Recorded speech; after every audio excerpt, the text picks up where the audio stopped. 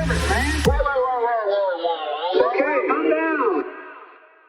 Let's take a look at Matthew Miller being asked precisely about whether or not Israel has committed war crimes and if that has had any effect on American policy. And he was asked that question by the journalist Humera Pamuk. So you're just saying that we don't know if Israeli forces have committed war crimes in Gaza or not.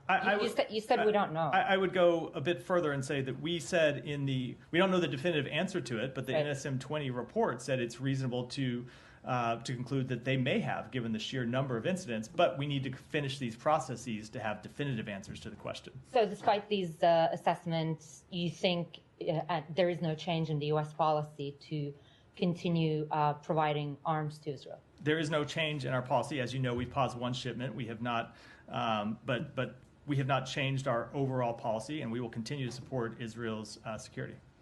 I mean, they're admitting essentially that the report, the NSM report they're talking about, uses the most vague language possible to basically say, even there you see in the clip he says, it is reasonable to conclude that they may have committed war crimes. I mean, that's the most watered down language you could possibly use.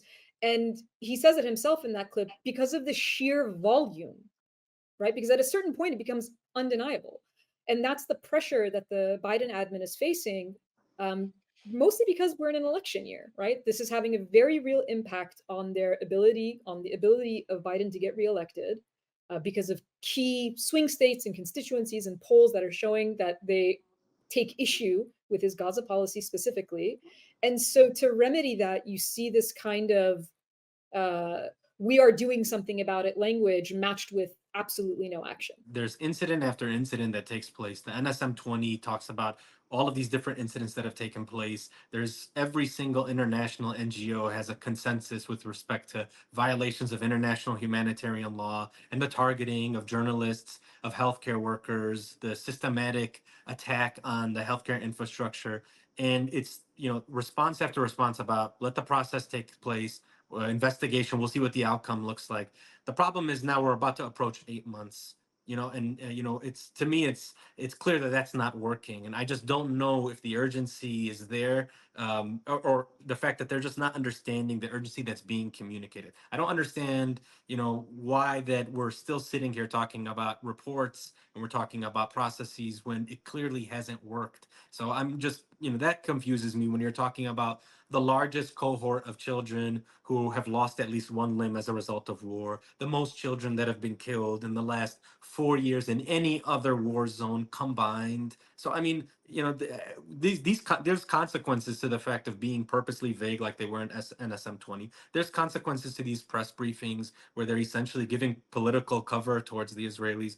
And I think that, I just don't understand what else we can expect from this administration. I mean, if the World Central Kitchen attacks, if the raiding of Nasser, if the destruction of Shifa, if everything that we've seen take place over the last 8 months, nothing has moved them to change policy, I don't know what will. Because I think something that's important about it is, well, first, in terms of confusion, it's the systematic dehumanization of Palestinians, the systematic dehumanization of Palestinians, of Arabs, of Muslims, right? The fact that the only way you can reconcile this logically is to say they are not seen as human beings. That's the only way to understand how is it that they're taking no action. And if you want a point of comparison, what happens when people are treated like they're human beings, within about 10 days of the Russian invasion of Ukraine, it took 10 days, if I'm not mistaken, I could give or take a few days.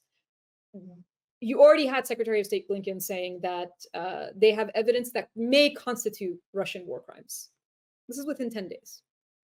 Within about 5 weeks, approximately, there were war crimes. It may constitute. War crimes have been committed. This is according to the US. And Biden was using the language of genocide to describe what Putin was doing in Ukraine. We are now 8 months into this just slaughter of Gaza. And every response from the State Department is, well, there's a process. We have to let the process take place. And yet, or they'll use the phrase, well, we're still in the middle of a conflict. still in the middle of a conflict. Yeah.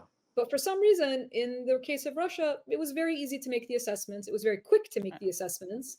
The US, in fact, gathered evidence to give to the ICC, the very institution that they undermined when that institution wanted to issue warrants for Israeli officials in order to prove that Putin was committing war crimes. So it's not just that we're saying that it's the distinction is in the group of people who are being affected. The distinction is there because we have seen this specific administration treat two groups of people entirely differently. I want to go back to, unfortunately, back to Joe Biden. I wanted to read something that he said in a recent interview with Time magazine. I'm going to quote the article. Asked if Israeli forces have committed war crimes in Gaza, Biden said, quote, "It's uncertain," end quote. From the start, the administration knew Israel was pushing the limits of legal warfare. The Washington Post and others have reported. The conflict is driving a wedge between the U.S. and its allies. On May 31st, Biden laid out a phased ceasefire plan that would end the war and secure the release of hostages. He has continued to pursue the complicated regional deal with Saudi Arabia. Some close to Biden say the only holdout to the broader pact is Netanyahu. The president declines to say as much, but when asked by Time if Netanyahu is prolonging the war for his own political reasons, Biden admits there is every reason for people to draw that conclusion. How is it that he's defending and enabling and facilitating this war, which is already inexcusable, but on top of that, he's doing something that he knows is politically motivated?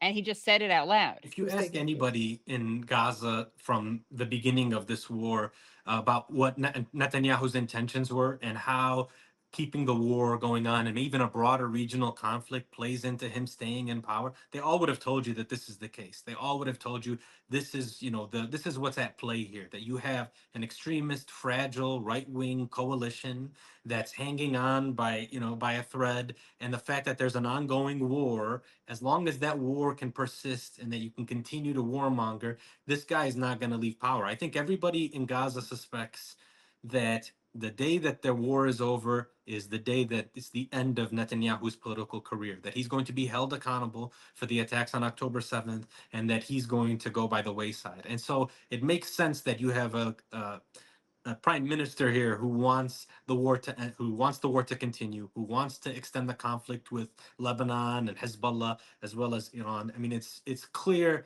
and the comments are there. What strikes me as bizarre is that this is something that it seemed like the Democratic Party with Senator Schumer saying that we need to have a new leader, time for Netanyahu's to go, it's time to go. Nancy Pelosi, all people who you could never argue are against, are not supporters of the state of Israel. Strong supporters, strong allies, always there voting the way that they're supposed to vote. What's really bizarre is to see that Schumer sign a letter inviting Netanyahu to Congress. I mean, this is a guy that you said should be fired, and you're signing your name to a letter inviting him. He's not acting in the best interest of Israel. The fourth major obstacle to peace is Israeli Prime Minister Benjamin Netanyahu. I also believe Prime Minister Netanyahu has lost his way by allowing his political survival to take the precedence over the best interests of Israel. He has put himself in coalition with far-right extremists like Ministers Smotrich and Ben-Gvir, and as a result, he has been too willing to tolerate the civilian toll in Gaza, which is pushing support for Israel worldwide to historic lows. Israel cannot survive if it becomes a pariah.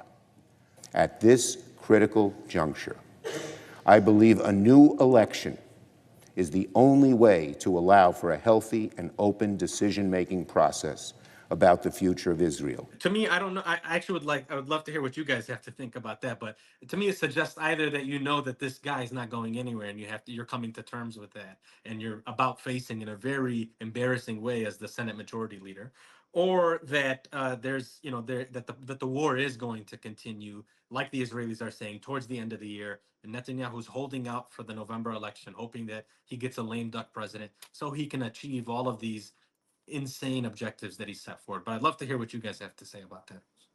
I would agree with everything that they've said, and then add that they're just not going to, someone like Schumer is not going to not invite a Israeli prime minister. It can be anybody, right? It's just when there's an ideological basis behind the kind of support that you see, right? This is something we rarely talk about. We rarely talk about ideological extremism in the United States. We're always talking about it about somewhere else. But this is the definition of ideological extremism, right? It doesn't matter what they do. It doesn't matter what they do. They can commit genocide. Doesn't matter. We're going to invite you here. You can be Schumer and say, hey, this guy is a huge problem for, I mean, he didn't call him a war criminal, but he will say he's a problem for Israel. Right. Because of course. That was the only framing of it, is how it affects Israel, right? Exactly, right? It's not going to be, and it plays into this idea that the problem is Netanyahu, right? It's this individual character. It's not the entire functioning of the state of Israel and why it has functioned the way that it has for decades before Netanyahu was in power and throughout the entire period that he's been in and out of power. And by the way, in a very parallel way of the way that we talk about Trump in the United States, as if it's this individual person and not an entire system that creates that individual person, right? So that's one way that Schumer tries to talk about it. But of course he's going to invite him, because because this is what blind, zealous kind of thinking does. It doesn't matter who the person is or what they do. That's still the prime minister of Israel. And of course they're going to be welcome in the United States. Of course they're going to be welcome to address the US Congress while they're on trial for genocide in the world's highest court. It's insane to say these things out loud, but that's the situation we find ourselves in.